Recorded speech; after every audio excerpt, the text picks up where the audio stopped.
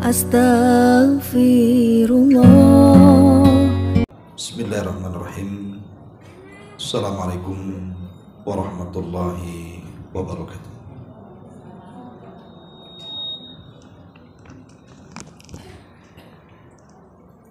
Alhamdulillah wassalatu wassalamu ala rasulillah wa ala alihi wa sahbihi wa mawalah wa la hawla wa la quwwata illa billahi wa ba'du. Alhamdulillah, di pagi menjelang siang ini kita bisa melanjutkan kajian kita, masih membahas tafsir singkat dari surah Al-Baqarah, dan kita masuk pada ayat uhilla lakum lailatas siyami ar-rafathu ila nisaikum.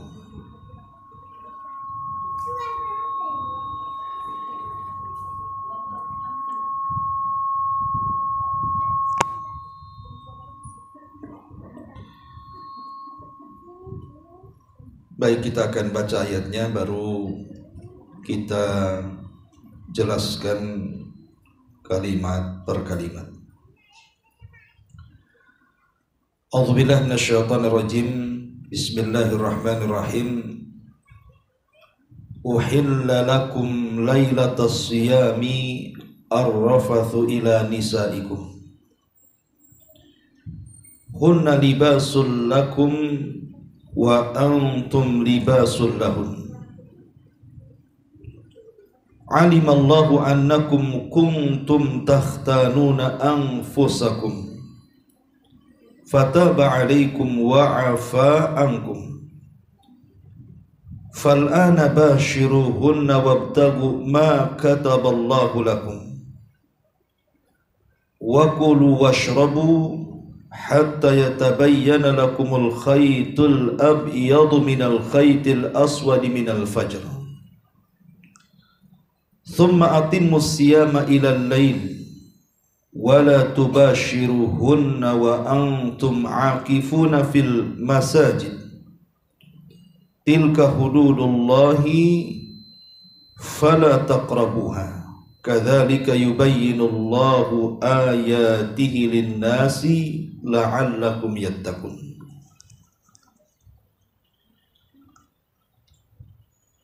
Telah dihalalkan kepada kalian pada malam puasa bercampur dengan istri kalian. Mereka adalah pakaian bagi kalian dan kalian adalah pakaian bagi mereka. Allah mengetahui bahwa kalian tidak dapat menahan diri kalian sendiri, tetapi Dia menerima taubatmu dan memaafkan kamu. Maka sekarang silahkan campurilah mereka dan carilah apa yang telah ditetapkan Allah bagimu. Makan dan minumlah hingga jelas bagimu perbedaan antara benang putih dan benang hitam, yaitu terbit fajar. Kemudian sempurnakan puasamu sampai datang malam. Akan tetapi jangan campuri mereka ketika kalian dalam keadaan beriktikaf di dalam masjid. Itulah batasan-batasan Allah, maka janganlah kalian berusaha mendekatinya. Demikianlah Allah menerangkan ayat-ayatnya kepada manusia agar mereka menjadi manusia-manusia yang bertakwa. Ayat ini ada asbab nuzulnya. Asbab nuzul dari ayat ini adalah satu kisah di zaman para sahabat Nabi sallallahu alaihi wasallam. Ada seorang Ansar namanya Sirmah ibn Qais. Jadi ada sahabat Ansar namanya Sirmah ibn Qais. Dan kita tahu bahwa kebiasaan orang-orang Ansar itu kan mereka berada di kebun. Artinya pekerjaan mereka itu adalah berkebun. Berbeda dengan orang-orang Mekah yang mereka memang ahli dalam perniagaan. Sirmah ibn Qais ini ketika pulang dari pekerjaannya di kebun, tentu dia sudah lelah, lapar, haus karena sedang berpuasa. Sampai di rumahnya, datanglah waktu maghrib. Ketika datang waktu maghrib, rupanya di rumah tidak ada yang dimakan. Yang mungkin minum ada, tetapi makanan tidak ada. Sehingga kemudian Sirmah ibn Qais ini meminta kepada istrinya untuk mencari makanan, karena sudah terlampau lapar. Dia dalam posisi puasa, kemudian bekerja cukup keras. Kemudian istrinya pun keluar mencari makanan, entah datang ke tetangganya atau mencari kemana, yang jelas mencari makanan untuk suaminya. Ketika istrinya sedang mencari makanan untuk dimakan, rupanya Sirmah ibn Qais ini karena saking lelah, letih dan lapar, tertidurlah dia. Kemudian setelah istrinya berusaha mencari makanan, datang dengan makanan. Ketika melihat suaminya tertidur, maka istrinya mengatakan, celaka engkau, kenapa engkau tidur? Maka makanan ini sia-sia saja ku cari. Karena kita tahu bahwa di awal puasa kaum muslimin itu sama dengan puasa ahli kitab. Bagaimana puasa ahli kitab? Puasa ahli kitab di zaman permulaan Nabi SAW disyariatkan puasa di kota Madinah. Jadi orang ahli kitab ini punya aturan dalam berpuasa.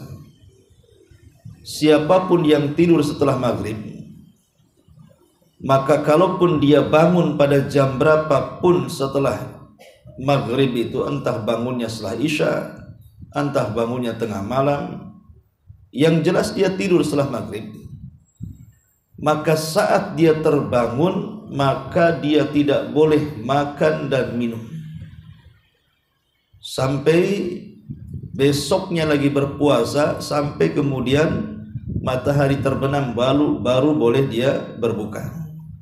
Jadi larangan tidak boleh tidur selepas maghrib. Adapun yang tidak tidur selepas maghrib, maka boleh dia makan, dia minum sampai di waktu fajar. Tapi kalau sampai tidur setelah maghrib, kemudian dia terbangun walaupun hanya sejam, 2 jam, bahkan setengah jam sekalipun, maka setelah terbangun dia harus berpuasa. Itulah yang terjadi kepada Sirmah ibn Qais. Dia tertidur, kemudian terbangun. Maka istrinya mengatakan, celaka, sia-sia aku mencari makanan, karena sudah tidak boleh makan, sudah harus dilanjut puasanya. Maka terpaksalah Sirmah ibn Qais pun kemudian menahan lapar dan dahaga sampai keesokan hari dia pun berpuasa. Berarti dia berpuasa 2 hari itu.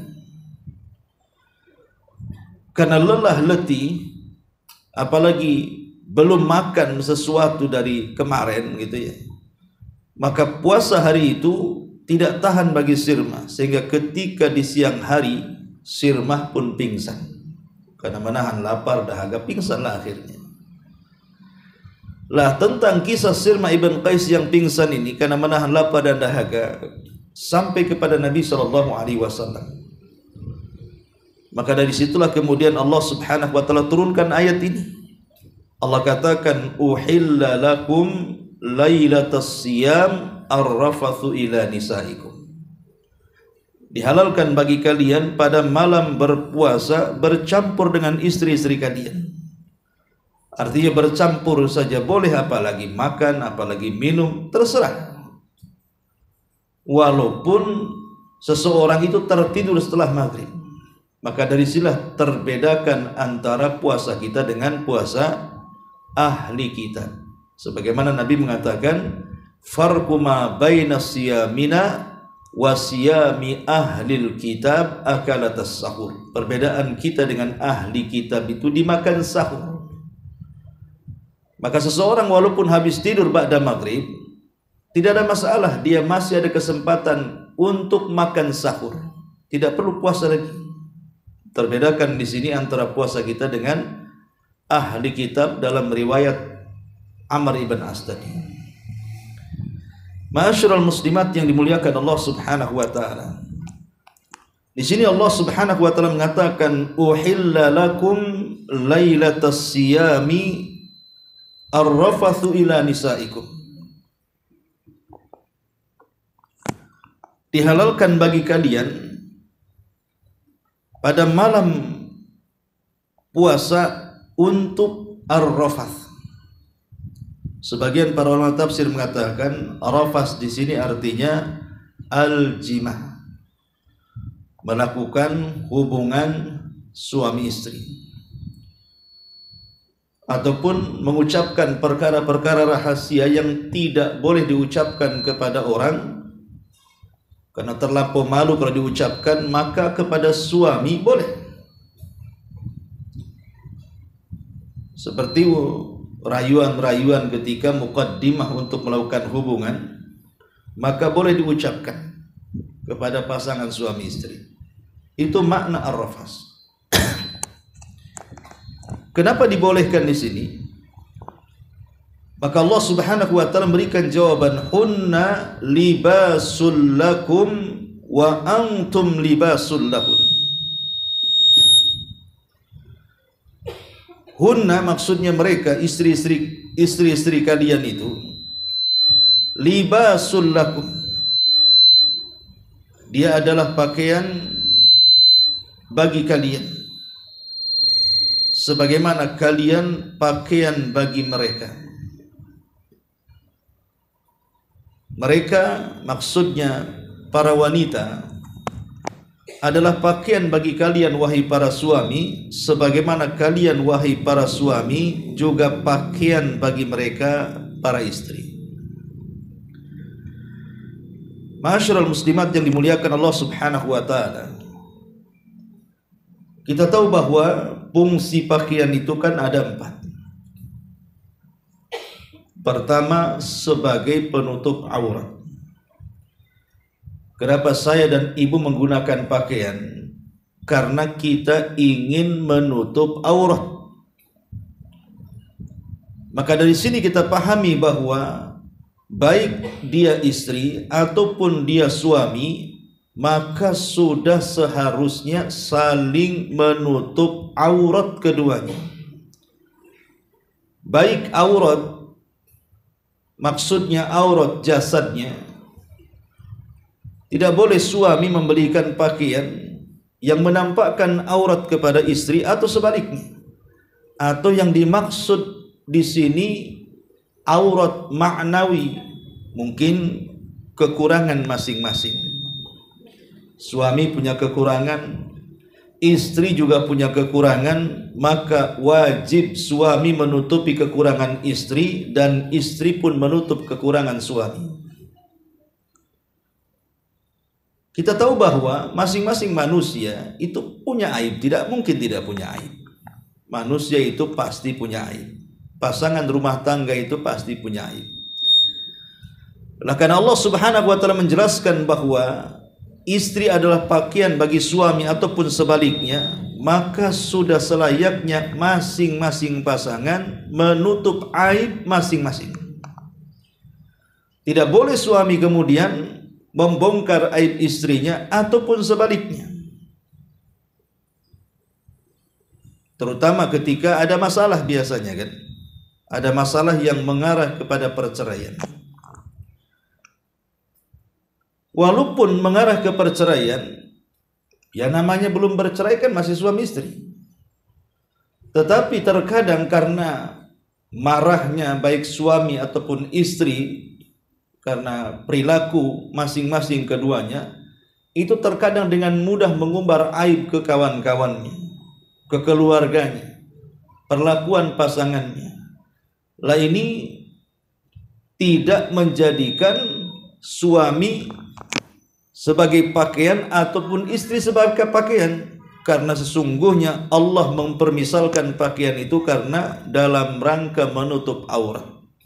Makanya kenapa di antara dosa besar itu ketika suami istri menyebarkan rahasia yang harus mereka rahasiakan, terutama dalam perkara ranjang umpamanya, ceritakan kepada orang. Karena Nabi mengatakan manusia yang menceritakan rahasia yang harus dirahasiakan itu termasuk dosa besar. Seorang suami menceritakan rahasia ranjangnya kepada orang ataupun sebaliknya, maka Rasul mengatakan mereka adalah seburuk-buruk manusia kedudukannya di sisi Allah Subhanahu wa taala.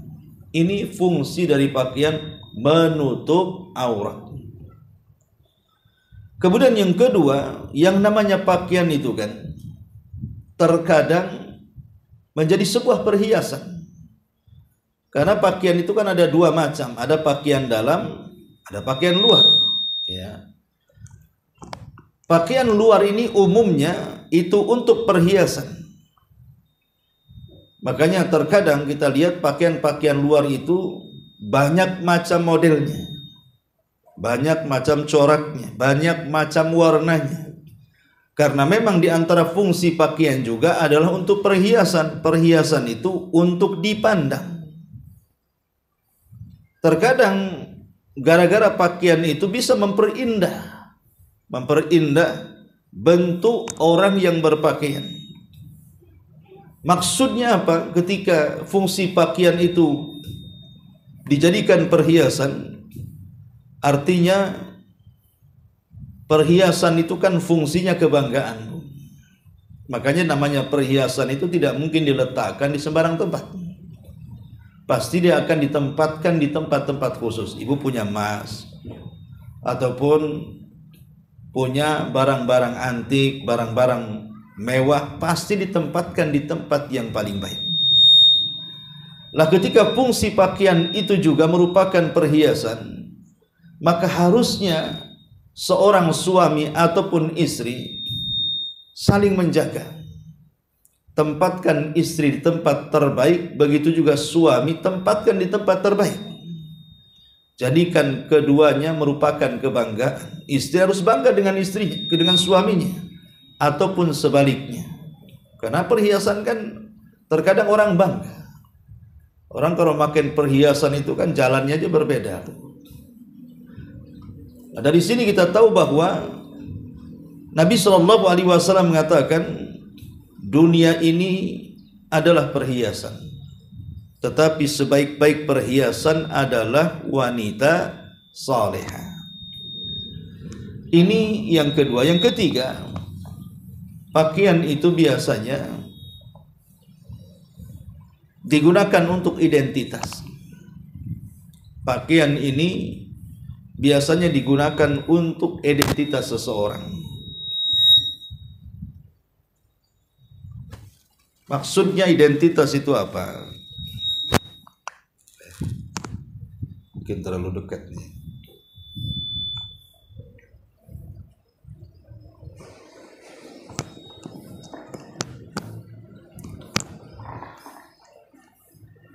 Iya. Jadi pakaian itu juga bagian daripada identitas. Terkadang kita bisa membedakan mana orang Islam, mana bukan orang Islam. Dengan cara apa? Melihat pakaian.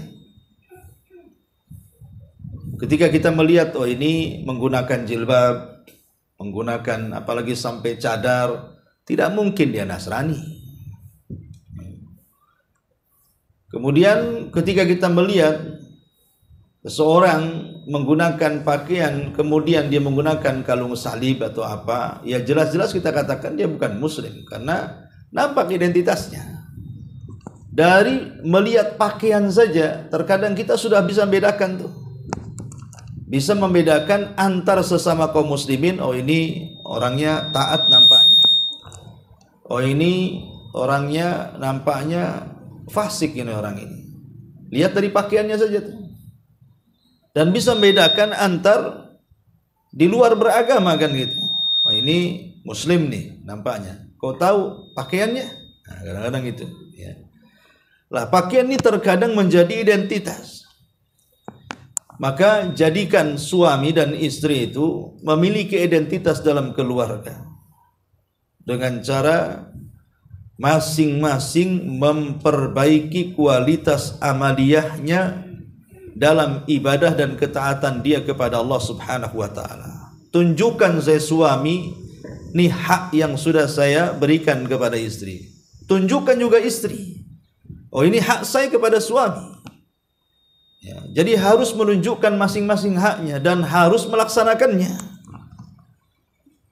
Tidak boleh kemudian yang satu melaksanakan haknya, yang satu pula tidak melaksanakan hak tapi menuntut orang lain untuk melaksanakan hak. Karena namanya kebahagiaan keluarga itu ketika dua-duanya melaksanakan hak kewajiban sebagai istri atau sebagai suami. Kemudian dan yang terakhir, fungsi pakaian itu adalah penjagaan. Ketika dingin, supaya tidak dingin ya kita pakai pakaian. Kalau masih pakai pakaian dingin ya ditambah lagi pakaiannya, pakai jaket, pakai wol, pakai apa kan. Fungsinya untuk penjagaan kita dari angin, dari panas, dari hujan dan begitu seterusnya. Karena memang fungsi pakaian adalah sebagai penjagaan dari cuaca. Dari cuaca yang tidak baik, maka sudah selayaknya suami istri untuk saling menjaga. Bagaimana fungsinya pakaian? Ya saling menjaga. Menjaga dari apa? Menjaga dari luar.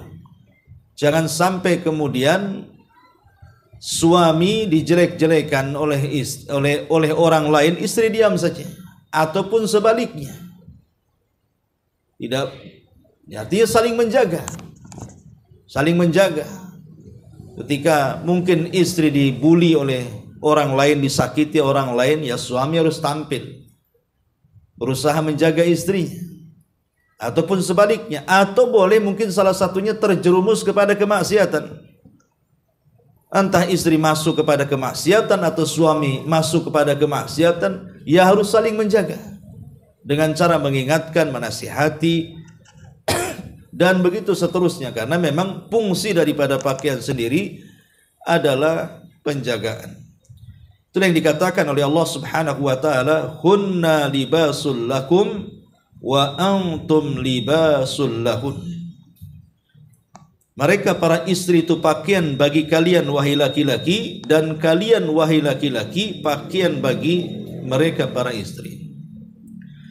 Kemudian Allah Subhanahu wa taala mengatakan, alimallahu annakum kuntum takhtanuna anfusakum. Kata Allah Subhanahu wa taala, Allah mengetahui bahwa kalian tidak dapat menahan diri kalian sendiri. Kenapa mereka tidak bisa menahan? Karena syahwat. Perkara syahwat itu seseorang terkadang tidak bisa menahan. Karena di antara faedah besar kenapa laki-laki menikahi perempuan dan sebaliknya, ini perkara syahwat. Kalau tidak menikah bisa berzina. Makanya Allah Subhanahu wa taala memberikan kasih sayangnya kepada kita dan rahmatnya dengan mengatakan al-an, sekarang alimallahu, Allah Subhanahu wa taala mengetahui annakum kuntum takhtanuna anfusakum, kalian tidak bisa menahan diri, kan ini perkara syahwat. Makanya kemudian Allah Subhanahu wa taala katakan fataba alaikum wa afa ankum. Yang kalian lakukan, Allah telah menerima tobat kalian dan memaafkan kalian. Karena ada sebagian para sahabat yang mereka ketika di permulaan puasa itu mereka berhubungan dengan istri-istri mereka, padahal mereka tahu bahwa kalau seseorang tertidur selepas maghrib, maka terbangun 1 jam setelahnya, maka tidak boleh setelahnya melakukan apapun. entah bercampur suami istri, entah makan, entah minum, itu di permulaan syariat puasa kan seperti itu. Tapi para sahabat juga manusia, Bu. Ada juga yang nyuri-nyuri mereka berhubungan dengan istrinya. Seperti yang dilakukan Umar bin Khattab radhiyallahu anhu. Dia pernah satu hari juga karena tidak tahan menahan syahwatnya, dia berhubungan. Lah karena kemudian Allah Subhanahu wa taala tahu bahwa manusia tidak bisa menahan syahwatnya. Dari situlah Allah Subhanahu wa taala mengizinkan dan memansuh tentang tidur setelah maghrib. Maka kalaupun kalian tidur ataupun tidak tidur sama saja. Selama di malam hari boleh makan, boleh minum, boleh mencampuri. Adapun yang sudah kalian lakukan yang sembunyi-sembunyi, melakukan hubungan suami istri, Allah maafkan. Bahkan Allah Subhanahu wa taala katakan fal ana bashiruhunna. Bahkan Allah yang menganjurkan. Di waktu ini kalian boleh, silakan kalian menggauli istri-istri kalian. Jadi Allah Subhanahu wa taala justru yang mengingatkan agar di malam hari seorang suami atau istri melampiaskan syahwat yang halalnya, supaya di siang hari sudah tidak terganggu dengan syahwatnya. Allah ingatkan malah. Bahkan Nabi SAW mengatakan wa fi bud'i ahadikum sedekah. Ingat ketika seorang suami dan istri melakukan hubungan itu bernilai sedekah, ada pahalanya. Jadi Allah dan Rasulnya justru mengingatkan, kan ini perkara syahwat. Terkadang seseorang tidak bisa menahan, akhirnya jatuh kepada zina. Tetapi yang namanya hubungan suami istri bukan hanya semata-mata melampiaskan syahwat saja kata Allah. Tapi ada di balik itu yang lebih besar. Apa itu? Wabtagu ma kataballahu lakum. Wabtagu ma kataballahu lakum kata Allah. Tetapi setelah kalian mencampuri istri-istri kalian, wabtagu carilah oleh kalian ma kataballahu lakum, apa yang telah Allah catat kepada kalian, apa yang Allah telah tetapkan bagi kalian. Maksudnya tujuan nikah itu apa? Untuk melahirkan banyak anak, untuk melahirkan turunan-turunan yang soleh dan soleha, untuk menyenangkan satu dengan yang lainnya, karena itu pahalanya di situ. Jadi melampiaskan syahwat suami istri dengan melakukan hubungan itu bukan hanya semata-mata melampiaskan syahwat, tetapi di balik itu adalah lillah, karena Allah.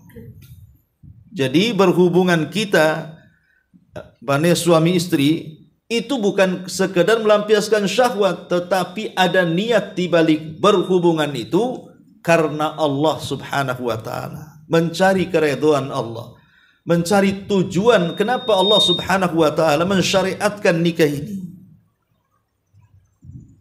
Karena Allah Subhanahu wa taala bukan hanya semata-mata melampiaskan syahwat, seperti yang dikatakan siapa? Nabi Allah Sulaiman alaihi salatu wassalam.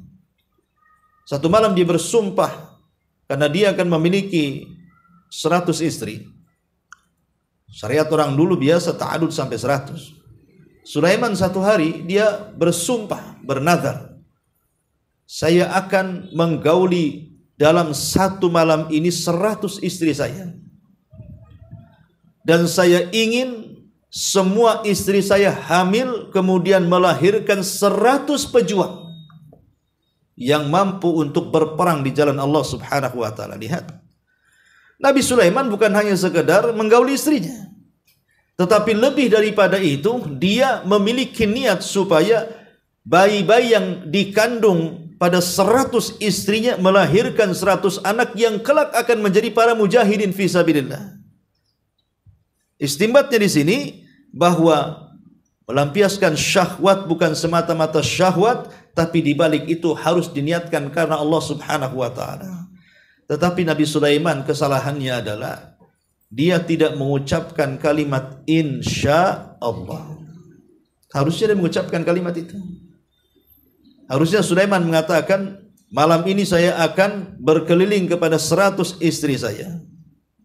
Dan insya Allah kalau istri saya mengandung dan melahirkan 100 anak dari 100 istri, maka aku jadikan mereka sebagai para pejuang, para mujahidin di jalan Allah.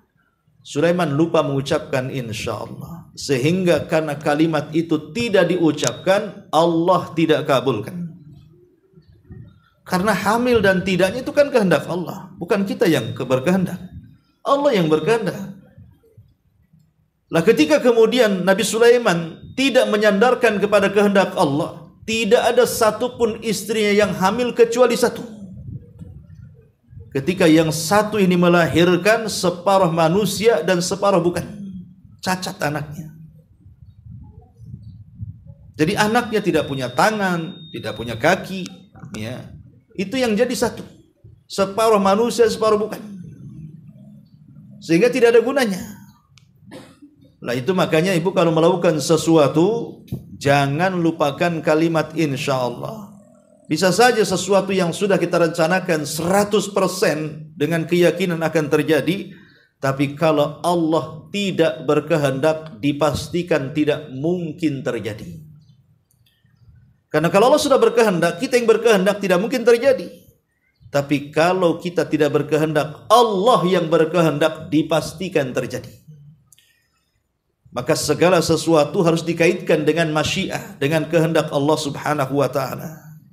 Tapi syahidnya adalah Nabi Sulaiman menghendaki turunannya untuk para mujahidin, dijadikan para kadar mujahidin yang akan berperang di jalan Allah subhanahu wa ta'ala.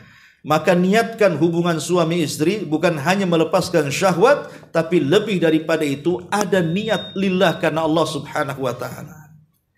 Karena terkadang melakukan perkara mubah, terkadang seseorang melakukan perkara mubah ini bukan hanya sekedar hubungan suami istri. Kadang-kadang seseorang menolong itu ingin ada manfaat dalam pertolongannya kan. Umpamanya ibu mogok mobilnya atau mogok motornya, tiba-tiba ada orang asing datang kepada kita, ikut membantu membenahi kerusakan mobil kita atau mungkin kerusakan motor kita. Kemudian kita tanya, kenapa engkau mau membantu menolong saya? Terkadang ada jawaban sebagian orang mengatakan, ya supaya nanti kalau mobil saya sama mogoknya adalah orang yang membantu saya.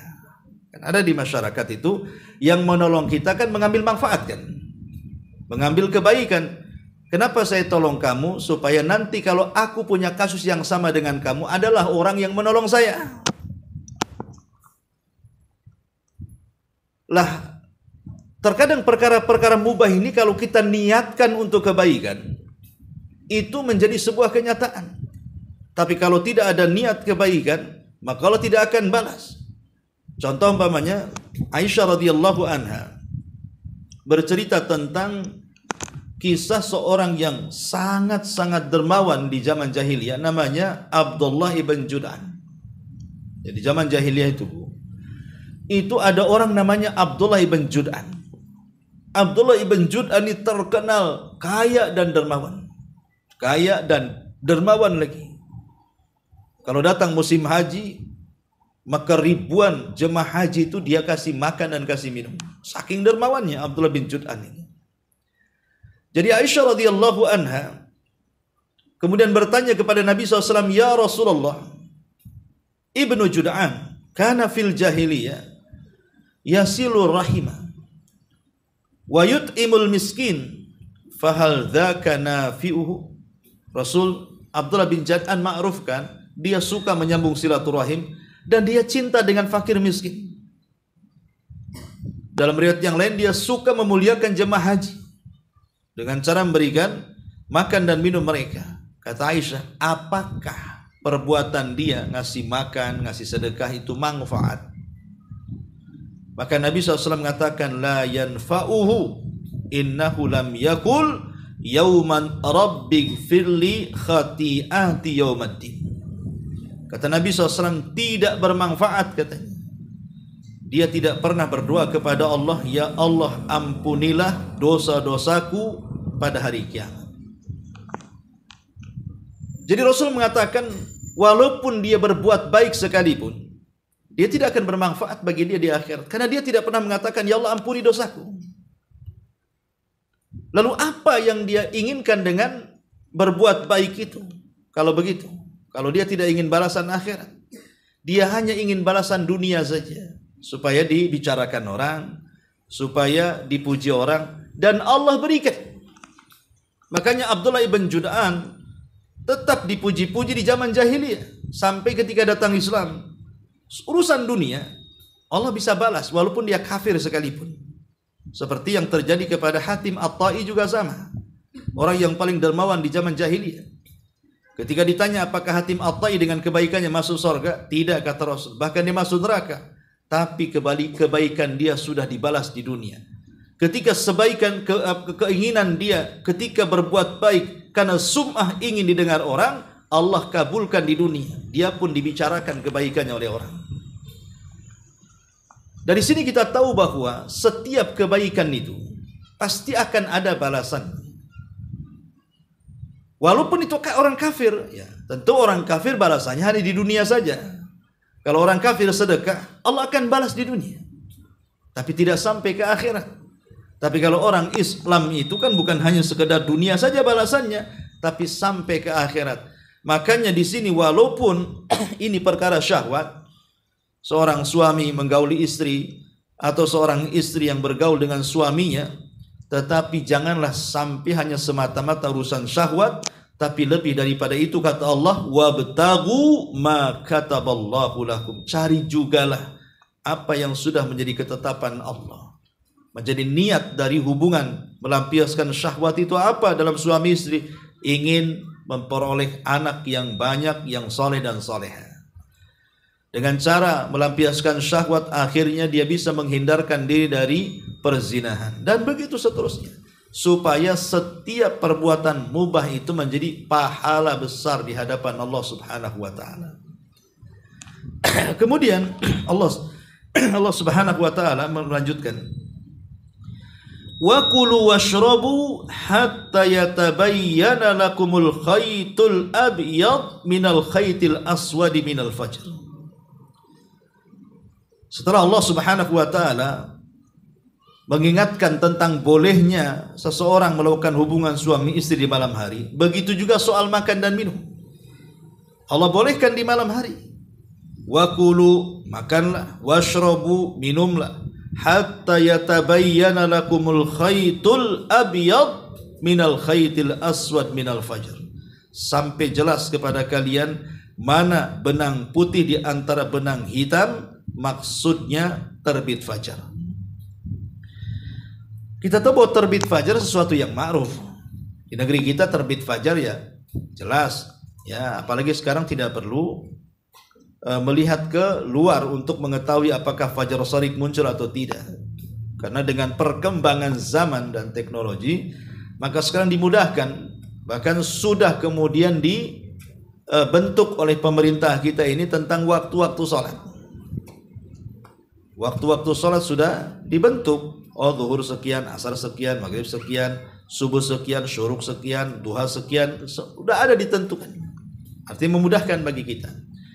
Tapi di permulaan Islam itu masalahnya begini, ketika ayat ini turun tidak ada kalimat fajar.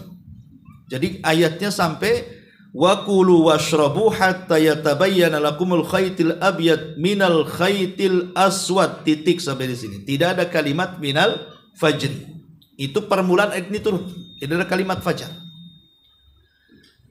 Lah sehingga kemudian membingungkan sebagian para sahabat. Apa maksudnya? Sampai-sampai Abdullah ibn Amr ibn As radhiyallahu anhu, saking memahami ayat ini secara letterlek, zahirnya, dia pun setiap malam kalau dia sahur, dia letakkan tuh benang hitam dan benang putih, kemudian sambil makan ditongkrongi itu. Makan, minum, sahur itu ditongkrongi. Nah, di zaman itu kan tidak ada lilin, tidak ada penerangan, Bu ya. Gelap-gelap makannya. Kemudian diletakkan benang hitam dan benang putih. Kata Allah, kalau nampak antara benang hitam dengan putih berarti sahur. Diletakkan benang hitam dan dengan putih sambil makan. Ya, ditongkrongi saja. Ini belum nampak, makan, minum, makan, minum, sampai betul-betul tampak, baru berhenti makan.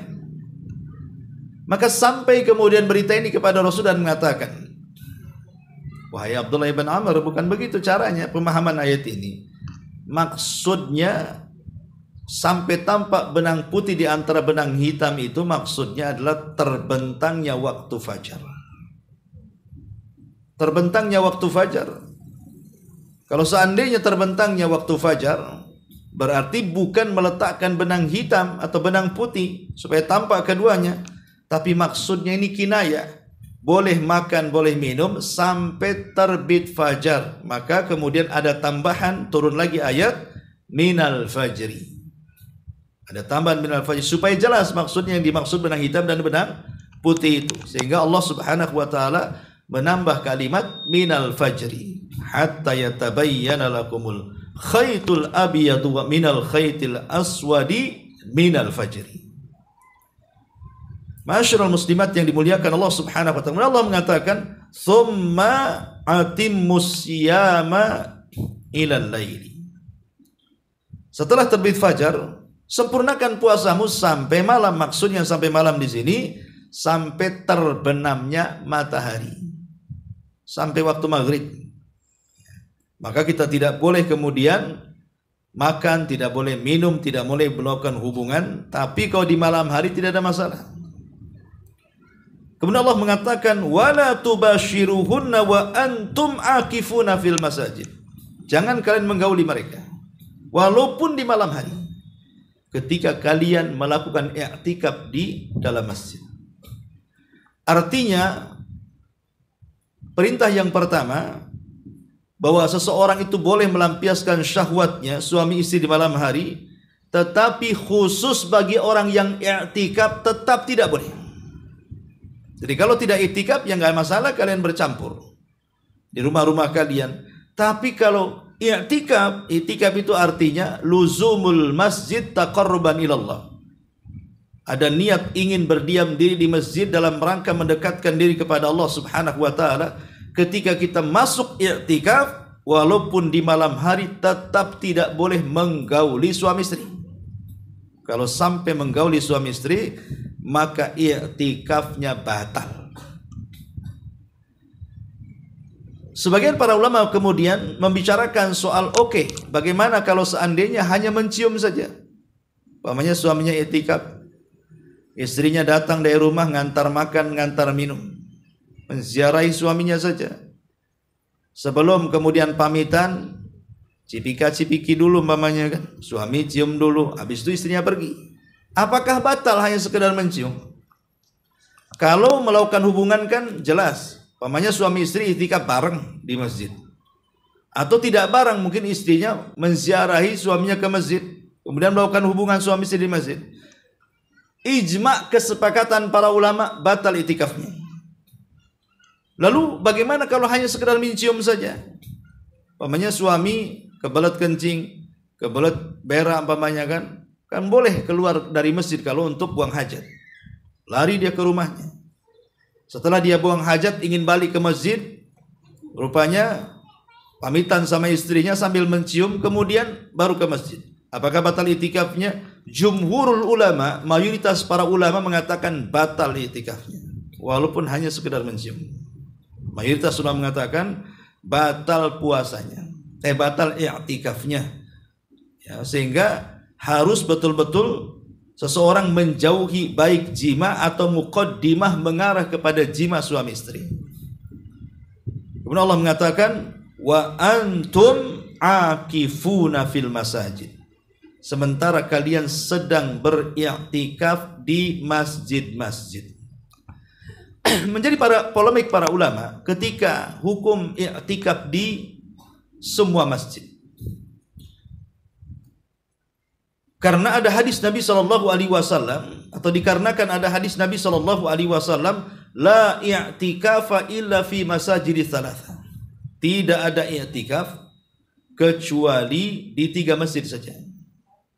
Syekh Albani rahimahullahu ta'ala dan muridnya Syekh Ali Hasan Al-Halabi sampai mengarang sebuah kitab, tidak ada i'tikaf kecuali di 3 masjid. Dan beliau Syekh Albani dan murid-muridnya memahami bahwa kalimat la i'tikaf di sini maksudnya la penafian terhadap kesahihan i'tikaf. Artinya tidak sah beriktikaf kecuali 3 masjid. Maka berdasarkan hadis ini, maka i'tikaf itu baru sah kalau dilakukan di 3 masjid. Masjidil Haram, Masjid Nabawi, atau Masjidil Aqsa. Berarti di luar 3 masjid ini kalau orang beriktikaf tidak sah iktikafnya. Karena iktikaf itu hanya boleh dilakukan di 3 masjid saja. Berdasarkan hadis itu, tidak ada iktikaf kecuali di 3 masjid. Tapi pendapat jumhur ulama mengatakan tidak. Dan ini juga pendapat madzhabul arba, Imam 4, Syafi'i, Maliki, Hambali dan Hanafi, mengatakan bahwa sah i'tikaf itu boleh dilakukan di semua masjid berdasarkan ayat ini, wa antum akifuna fil masajid, dan kalian boleh beriktikaf di masjid-masjid. Jelas ayat ini.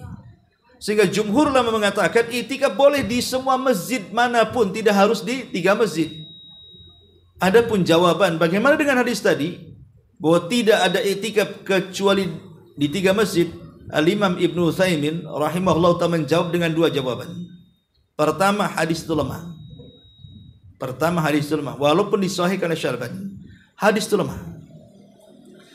Jawaban yang kedua, taruhlah hadis itu sahih. Oke, kita katakan hadis itu sahih, tidak lemah. Maka kalimat la i'tikaf, tidak ada i'tikaf di sini bukan peniadaan sahnya i'tikaf, tetapi peniadaan tentang fadilah, keutamaan i'tikaf.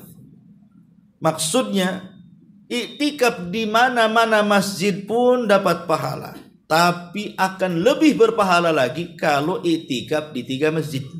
Masjidil Haram, Masjid Nabawi, Masjidil Aqsa. Jadi kalimat la i'tikaf ini bicara tentang afdoliyah, bukan soal sah dan tidak, kata Syekh Utsaimin, tapi soal afdol dan tidak afdolnya.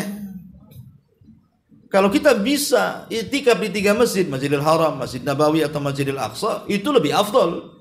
Karena 1 kali sholat saja di Masjidil Haram itu 100.000 kali sholat, bandingannya di masjid-masjid yang lain.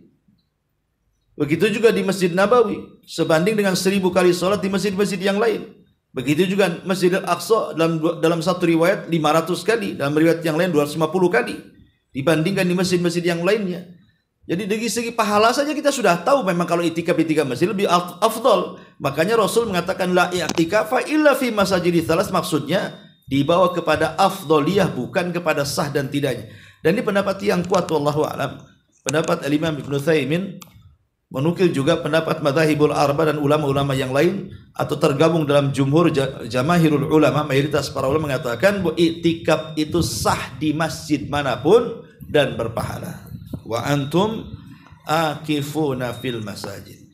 Kemudian Allah mengatakan tilka hududullah fala taqrabuha. Itulah batasan-batasan Allah, jangan kalian dekat. Di dalam Al-Quran itu kan ada 2 kata. Pertama ayat ini tilka hududullah fala taqrabuha, tapi di ayat yang lain tilka hududullah fala ta'taduha. Apa bedanya? Tilka hududullah fala taqrabuha, tilka hududullah fala ta'taduha. Itulah batasan-batasan Allah, jangan kau dekati. Itulah batasan-batasan Allah, jangan kalian melampaui batas. Ingat, batasan Allah itu kan 2. Pertama, melaksanakan yang wajib. Yang kedua, menjauhi yang haram. Itulah batasan yang Allah sudah tetapkan kepada kita. Jangan tinggalkan wajib, tinggalkan yang haram. Ketika Allah Subhanahu wa ta'ala bicara tentang keharaman, maka Allah mengatakan fala taqrabuha. Seperti di sini. Seseorang melakukan keharaman di mana orang yang beriktikaf itu tidak boleh melakukan hubungan suami istri, kan itu haram hukumnya, bahkan membatalkan iktikafnya kan. Maka kalau seseorang kemudian sedang iktikaf dan menggauli istrinya, berarti dia telah merobek batasan-batasan Allah. Lah batasan-batasan Allah yang haram, maka jangan kalian dekati. Adapun ayat yang lain, tilka hududullah fala ta'taduha. Itulah batasan-batasan Allah, maksudnya kewajiban, maka jangan melampaui batas. Artinya jangan sampai kalian tinggalkan. Nah, tapi karena di sini bicara tentang keharaman, makanya ayatnya fala taqrabuha. Jangan kalian dekati yang haram itu. Tapi di ayat yang lain ketika bicara soal kewajiban, maka Allah mengatakan fala tataduha, artinya jangan kalian tinggalkan. Wajib kita melaksanakan yang wajib dan kita wajib menjauhi yang diharamkan. Kadzalika yubayyinullahu ayatihi lin-nasi la'allakum yattaqun. Begitulah Allah telah jelaskan ayat-ayatnya kepada manusia agar kalian menjadi hamba-hamba yang bertakwa. Kalau kita berusaha menjalankan perintah Allah Subhanahu wa taala dan menjauhi larangannya, maka itulah hakikat ketakwaan. Karena kita lihat dari awal menjelaskan tentang halalnya seseorang itu berhubungan suami istri di malam hari, yang pada awalnya tidak boleh, setelah tidur jadi boleh. Kemudian setelah itu boleh makan, boleh minum. Kemudian setelah itu tidak boleh melakukan hubungan saat i'tikaf. Jadi ayat ini bicara tentang perintah dan larangan. Maka siapapun yang menjalankan perintah dan menjauhi larangan, pasti dia bertakwa.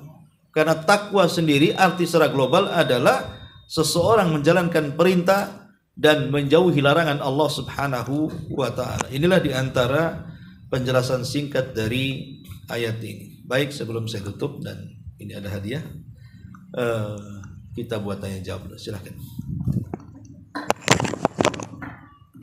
Assalamualaikum warahmatullahi wabarakatuh.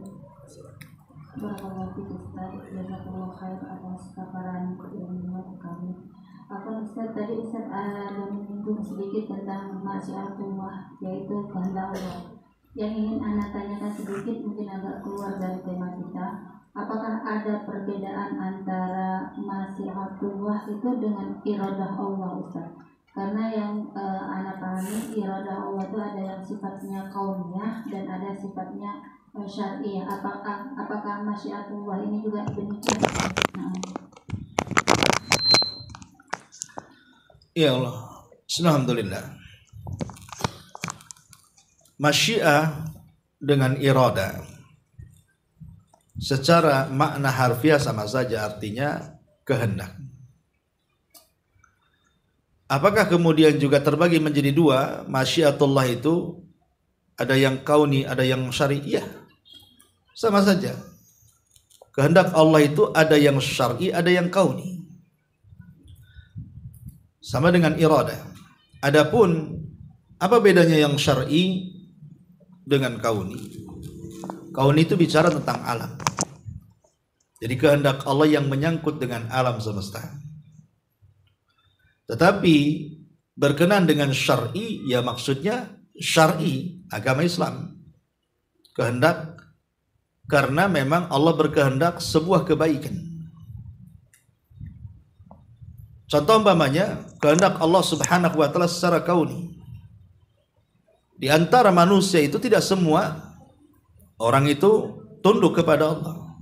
Walaupun perintah, walaupun tujuan diciptakan manusia itu, wa ma khalaqtul jinna wal insa illa liya'budun. Tidaklah aku ciptakan jin dan manusia kecuali mereka untuk beribadah. Kenyataannya ada yang beribadah, ada yang tidak, kan? Padahal sudah jelas inti tujuan diciptakan kita ini untuk beribadah, tapi kenyataan di lapangan Allah berkehendak lain. Ada yang mukmin, ada yang kafir. Itulah yang disebut kauni namanya. Tetapi bagi orang-orang yang mengetahui tujuan dia diciptakan untuk ibadah kepada Allah Subhanahu wa taala, berarti Allah berkehendak kebaikan secara syar'i untuk dia. Dia paham apa yang dikehendaki Allah. Makanya dia akan habiskan waktu-waktu hidupnya di dunia untuk beribadah kepada Allah Subhanahu wa taala. Allah berkehendak kebaikan secara syar'i bagi dia. Tapi yang kafir tadi, ya memang sudah takdir dia. Allah kasih kebaikan tapi tidak mau menerimanya. Allah kasih perintah tidak mau mengerjakannya. Allah mengatakan ini larangan, malah kemudian terjerumus kepada larangannya. Ini yang haram, malah kemudian dimakannya. Ini yang halal malah kemudian dijauhinya. Ya secara kaun, maka jangan salahkan Allah Subhanahu wa taala kalau Allah masukkan orang yang seperti ini ke dalam neraka Allah Subhanahu wa taala. Ya, jadi ada iradah baik iradah masyiah dengan iradah ya sama saja. Masyiah kehendak Allah secara syariah atau kehendak kauni. Wallahu alam. Ya, itu yang saya pahami. Memang ada sih yang membedakan antara masyiah dengan iradah. Tapi yang saya pahami ya sama saja antara masyiah dengan iradah, hanya khilaf lafdi bahasanya. Hanya khilaf lafad saja. Wallahu a'lam.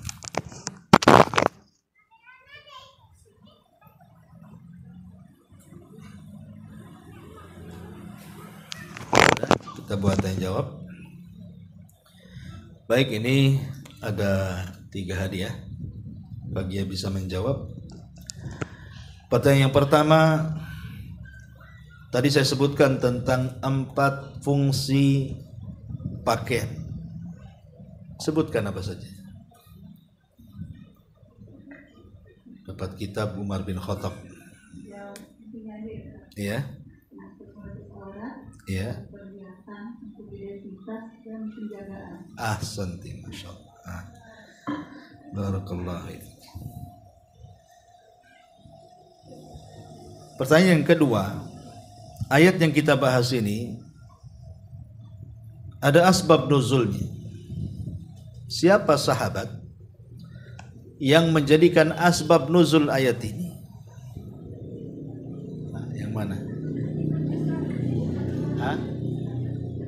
Ayo Reza yang milih ini kayaknya.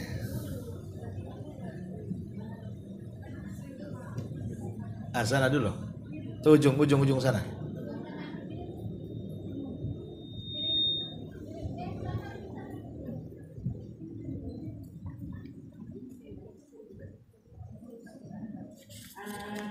Berdasarkan kisah dari Qais bin Sa'id. Hah?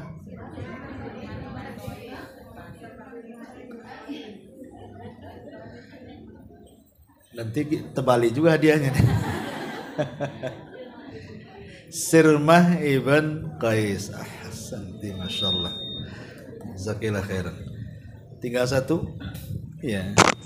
Pertanyaan yang ketiga. Apa makna wabtagu ma kataballahu lakum? Carilah yang telah menjadi ketetapan Allah bagi kalian.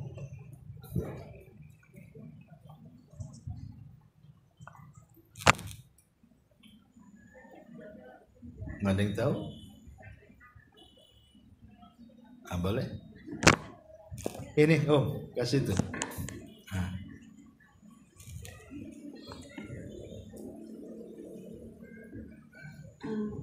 Jawabannya anak Ustaz. Iya. Jawabannya apa? Lahirnya seorang anak yang soleh bersalah. Maksudnya apa? Itu contohnya.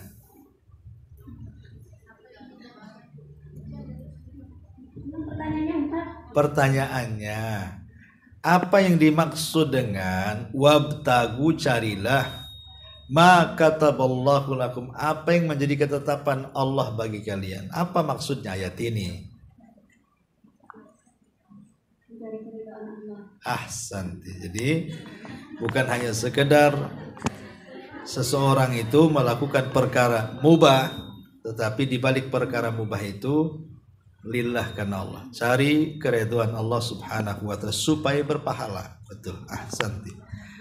Baik, sampai di sini kita tutup majelis kita dengan doa kafaratul majelis. Subhanallahi bihamdika asyhadu an la ilaha illa anta astaghfiruka wa atubu ilaik. Allahu taala alam. Assalamualaikum warahmatullahi wabarakatuh.